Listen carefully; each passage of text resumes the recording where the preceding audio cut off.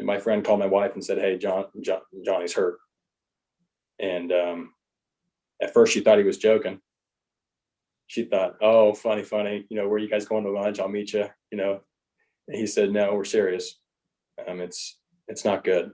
Stay tuned. Coming up, it's a powerful interview with firefighter-paramedic John Moore.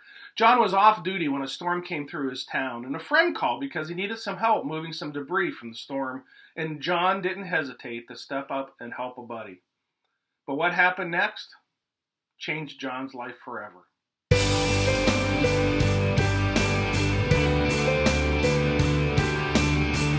Hello and welcome to the Situational Awareness Matters Show, episode 363. I'm your host, Rich Gassaway.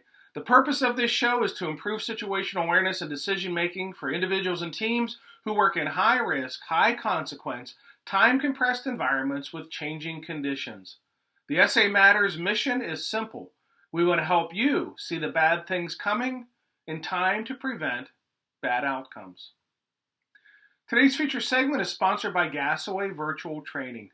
There are 33 online programs for you to choose from. Some of those programs are live events presented virtually with a live audience, and some are pre-recorded programs.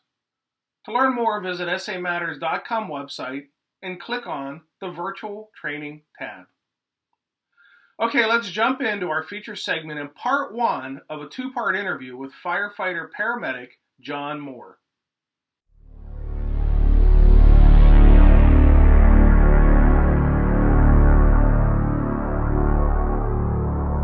Hey everyone, Rich Gassaway here from Situational Awareness Matters, and we have a great interview guest lined up for you today. We have John Moore. He lives in Southwest Ohio with his wife and two children, ages 7 and 9.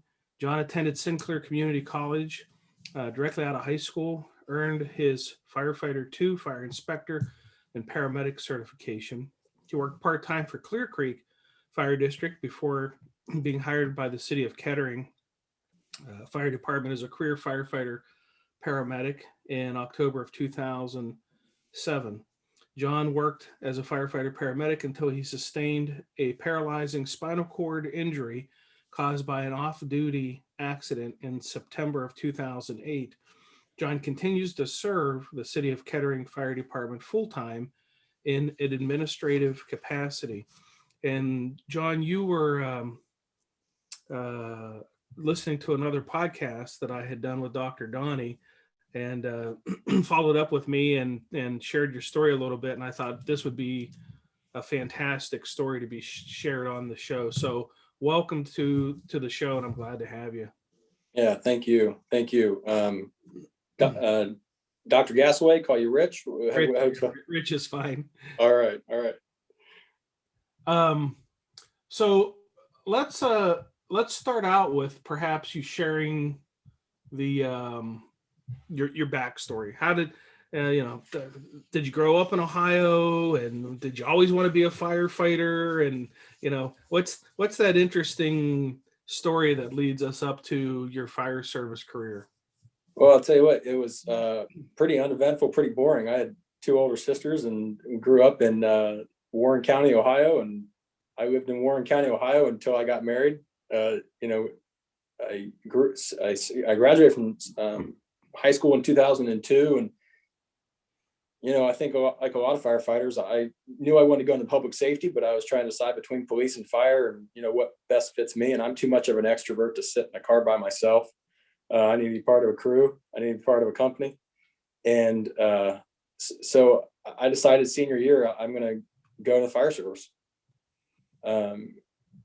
Graduated high school and went directly to Sinclair in Dayton and started knocking out certifications. I knew I had to get my basic EMT basic certification, my fire card, to get at least a part-time job, start getting some real world experience. I had some real good friends that were firefighters that kind of helped guide me and help answer some questions and get me started.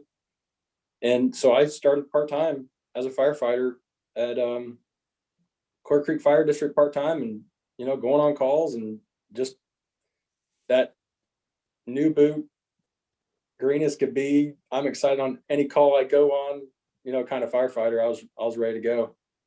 How far did you live from the fire station? I actually lived in Springboro, which is protected by Clearcreek Fire District. So I actually lived in the district I served at first. And then I got married in July of 2006. So when I got married, I moved just outside the district, just about 15, 20 minutes away. Okay. Yeah. And then I, plowed through paramedic school and got that done. And my goal at that point was I got to get career somewhere. I want to get in that pension system, and I want to get taking my years off and really make this a career. So that was kind of my laser focus. And then Kettering announced they were hiring, and yeah, and they were silly enough to hire me, and I was fortunate enough to have the opportunity to say yes. And I joined their department in October of 07, and it was awesome. I felt like I'd arrived. I was kind of living the American dream. I had just married my wife in July of 2006. I just got my career firefighter job in October of 07, and we were, my wife and I were just bought our new house in July of 2008, and we were ready to go. We were getting ready to start our family. Actually, we were talking about growing our family, and in 08, after we got our second wedding anniversary, and gonna get going. And then we got to September of 08, and then everything changed. So bring us up to that day. Yeah. Had you worked a shift like the day before, or were you on a extended period off, or what was I was on 24/48. I got off of work that Saturday morning. I was on my second day off. I was ready to go in that Monday morning at 7, and I was working at my house that Sunday. My wife and I got home from church, and we went in and started scraping the floor off of the kitchen of our new house. We had just moved in that July, and had that list of things we wanted to change and fix, scraping wallpaper and everything else. So we were scraping vinyl floor off the floor of our kitchen, and all of a sudden I looked out back and I saw shingles go flying by the back door, and saw the grill get knocked over, and just realized there was a windstorm, and no rain, just heavy wind gusts. And it just, my wife talked me out of going up on the roof to put the shingles back on. She said, maybe now might not be the best time to get on the roof and do that, but how we are sometimes. Something breaks, you got to fix it and solve problems. And then I heard the news that a large tree limb had gone into the window of a good friend of mine's house. So, friend needs help. Friend has something going on. What do? You head on over there. So I hopped in my truck and headed over, and we removed the tree limb from the house. And then there were a whole bunch of tree limbs laying in the road and still kind of broken and hanging up in the tree. So that's what we do as firemen, right? We open up streets, we, move tree limbs, we fix stuff. So I started dragging them out of the street, and I was afraid some of those limbs would fall and damage other stuff. So I tried to control how they felt and pull them down. And there was a tree limb that was cradled up in the V of a tree. So I went to go pull that limb out to lay it down. And in the process, I zigged when I should have zagged, and tried to run clear of it when it went a different direction than I was expecting. And it just hit me right on the top of the head. That energy went down my spine and found the weakest point, and that was the T12 vertebrae. And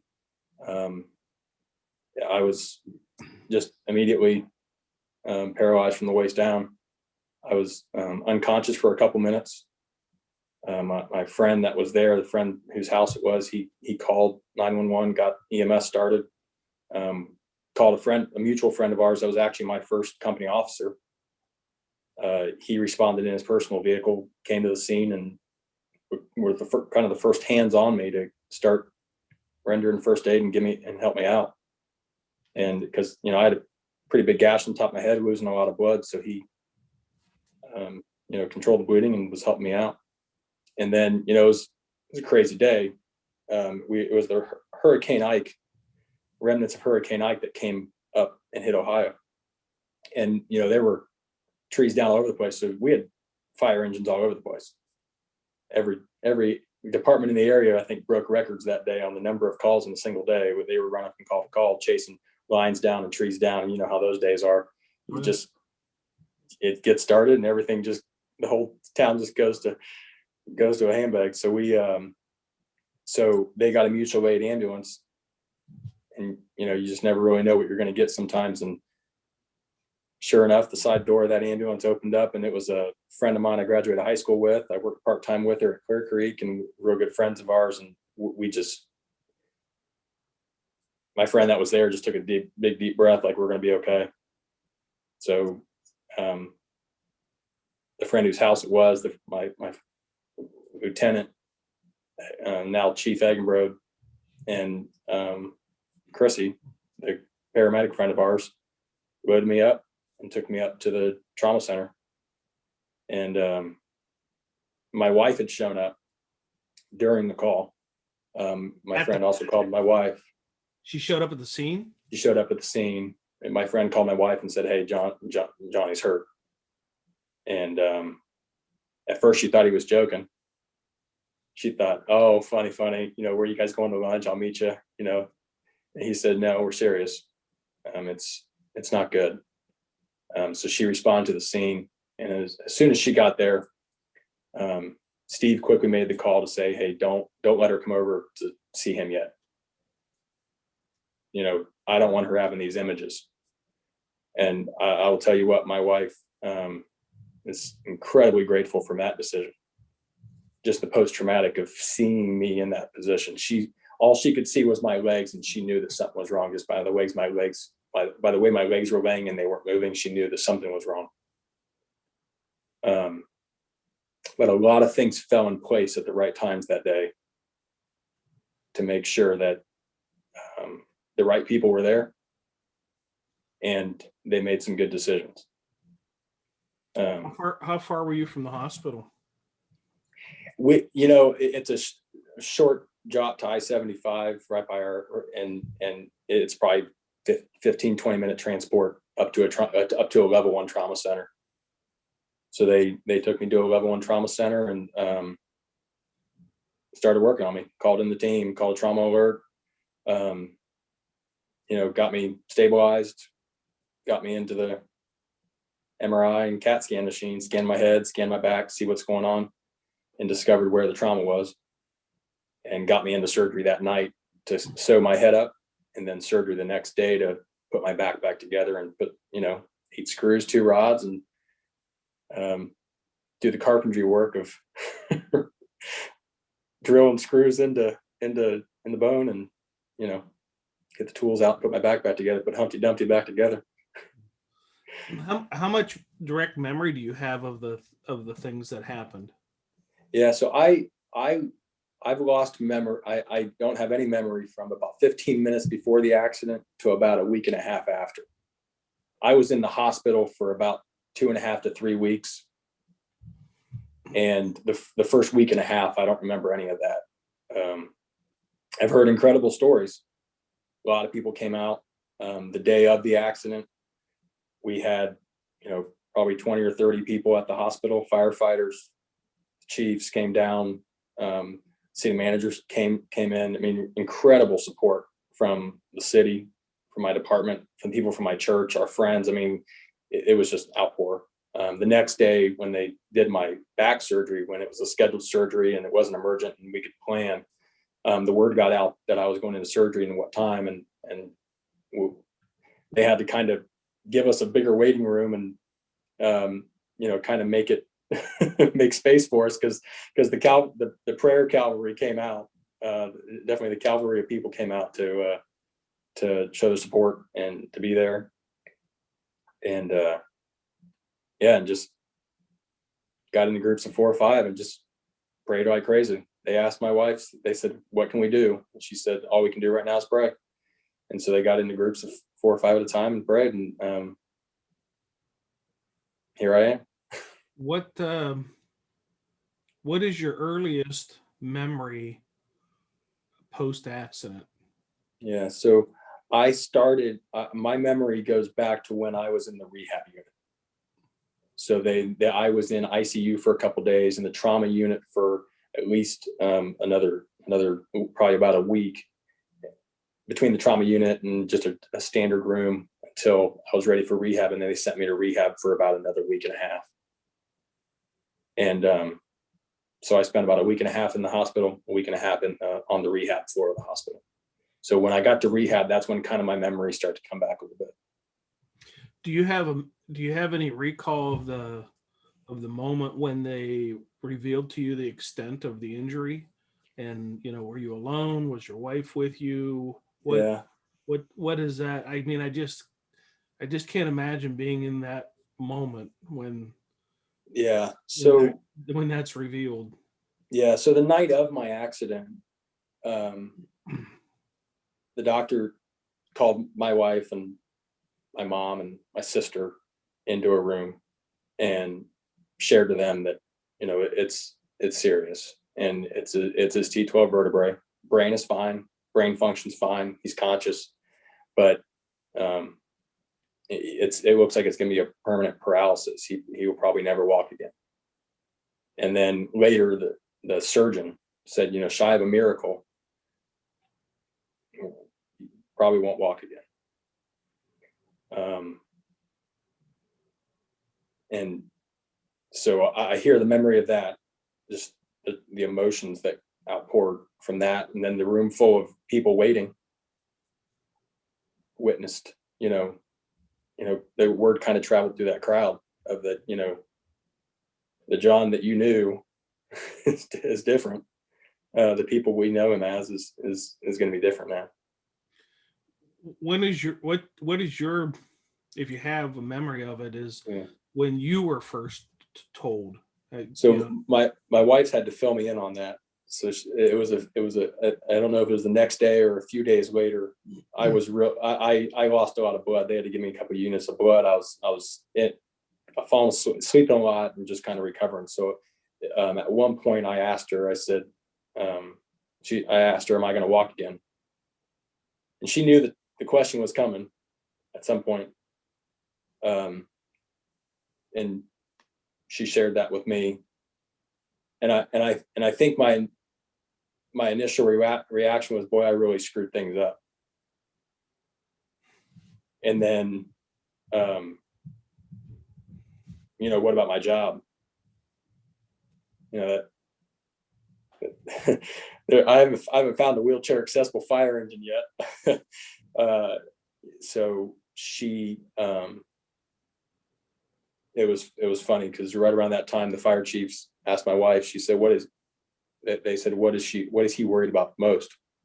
And she said, he's worried about his job. He's worried about what his job's going to look like after this. So, them and the city manager and the council and everybody, they came back to her and said, tell him, don't worry about his job. We've got him. We'll, as long as he's willing to work for us, we're willing to keep him on the team. And that's outstanding. That was a huge deep breath. Huge deep breath of relief, knowing that I'm going to be able to do my job as a husband. That's how I felt. I got to provide. And I got to serve somehow. We're all wired that way. How am I going to continue to support my team? The firefighters that were around me, and accidents like this show the absolute best in people, and it showed what the brotherhood really is capable of and what it looks like. And they had people, our union organized to have a firefighter at the hospital around the clock for at least the first week, I believe, just to fill any need that needed to be taken care of from the family. We needed food, they'd go get food if they, whatever we needed. And it was pretty incredible. Hmm. Yeah. Yeah, that is incredible. How long were you in the hospital? It was about 3 weeks. Okay. And about then 3 weeks. Did you have to have any subsequent surgeries or procedures after that? No, I haven't had to have any surgery since. They did the initial surgery to sew my head up, the next surgery to secure my back, and then that was it. It was after that. It was orthopedic surgeon said, go, live your life, figure out, learn how to use a wheelchair, the rehab took care of that, taught me how to use a wheelchair and taught me how to navigate around my new world. And, my wife and I just bought a tri-level, didn't have a bedroom or a bathroom on the main level. So we got back home and all of a sudden reality sunk in. We went from a fully, ADA compliant hospital to a tri-level that didn't have a bedroom or a bathroom on the main level. So our dining room became the cafegimatorium for the house. It became the bedroom, bathroom, and dining room for me. And then we had a huge community outreach that took care of the housing issue for us, and kind of filled that gap for us till we can get on our feet. So that December, right around Christmas time, they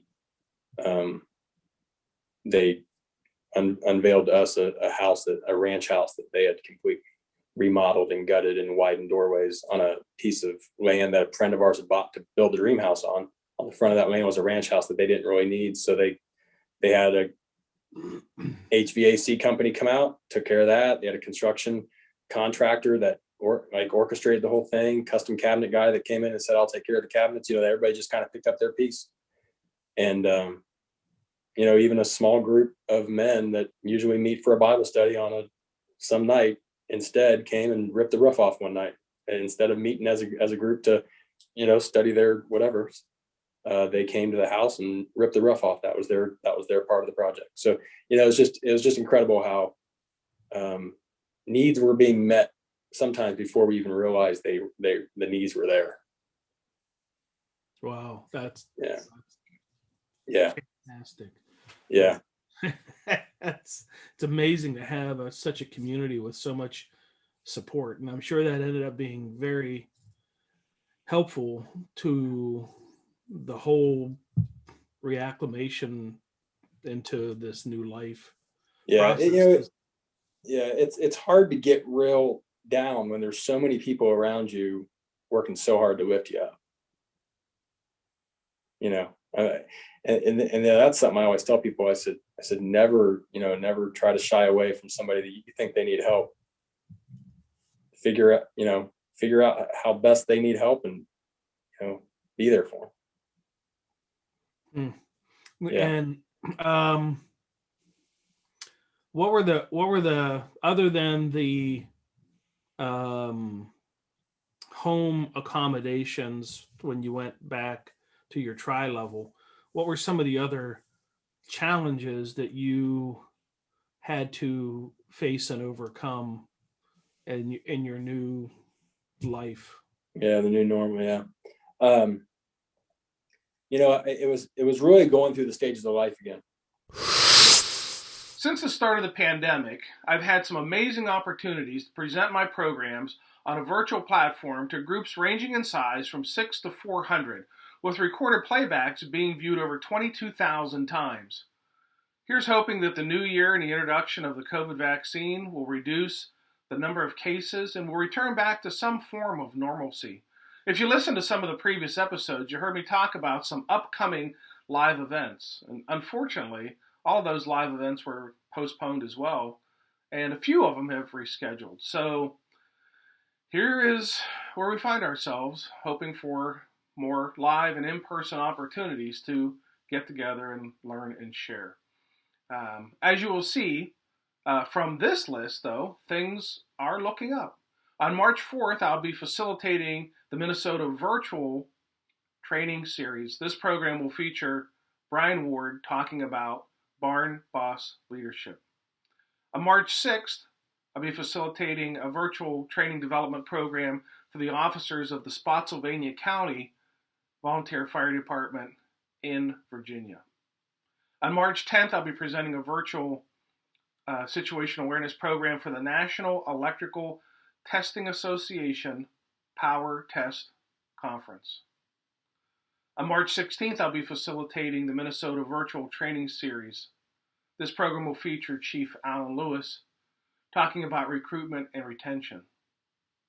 On April 9th, I'll be presenting, hopefully, a live in-person situational awareness program for the Kansas State Firefighters Association Conference in Mulvane, Kansas. And thank you to the Kansas Firefighters Association for bringing me back now maybe the third or fourth time. I appreciate your support of that. April 12th, I'll be facilitating the Minnesota Virtual Training Series program, this one featuring Chief Jerry Strake, talking about difficult people and their organizational impacts. April 18th, I'll be presenting a virtual program on training for failure to the Alberta Fire Training Officers Association. April 26th, I'll be facilitating the Minnesota Virtual Training Series, this program featuring John Kriesel, talking about how he lost both his legs in an IED explosion in Iraq and how he managed through the impact of that event. On May 2, I'll be presenting a live, hopefully live, in-person situational awareness program for the Hilltop Hose Company in Pennsylvania. On May 10th, I'll be facilitating the Minnesota Virtual Training Series, this one featuring Chief Randy Kern, talking about how to have an effective conflict coaching conversation to improve worker performance. On May 25th, I'll be facilitating the Minnesota Virtual Training Series, this one featuring Peggy Young, talking about Strength Finders. On May 26th, I'll be presenting, hopefully live and in person, a situational awareness program for the Utah Fire Chiefs Association in Salt Lake City, Utah. And this is the second time I've done a program for the Utah Fire Chiefs. The first one was a couple years ago, so obviously it was a live event. Thank you to the organizations that have allowed me to offer your members virtual training. And a special thanks to those 46 agencies who postponed programs in 2020 and are patiently waiting to reschedule. If you're interested in hosting a virtual program or a live event, just click on the Contact Us tab at the top of the SA Matters homepage, and I'll give you a call. Finally, remember to check the show notes for how to subscribe to our newsletter and how to follow us on social media. There we're sharing ideas about how to improve situational awareness, how to make better decisions under stress, and how to improve the skills of critical thinking and resilient problem solving. Well, that's it. Episode 363 of the Situational Awareness Matters show is complete. Thank you again to my guest, to John Moore, for sharing your powerful story. Remember, this is part one of a two-part episode, so be sure to come back next week to hear the rest of the story. Thank you to the viewers and listeners for sharing some of your valuable time with me today. I really appreciate your support of the SA Matters mission. Be safe out there, and may the peace of the Lord and strong situational awareness be with you always. You've been listening to the Situational Awareness Matters show with Dr. Richard Gasaway. If you're interested in learning more about situational awareness, human factors, and decision-making under stress, visit his website, samatters.com. If you're interested in booking Dr. Gasaway for a program, or if you would like to be a guest on his show, click the Contact Us tab at the top of the homepage.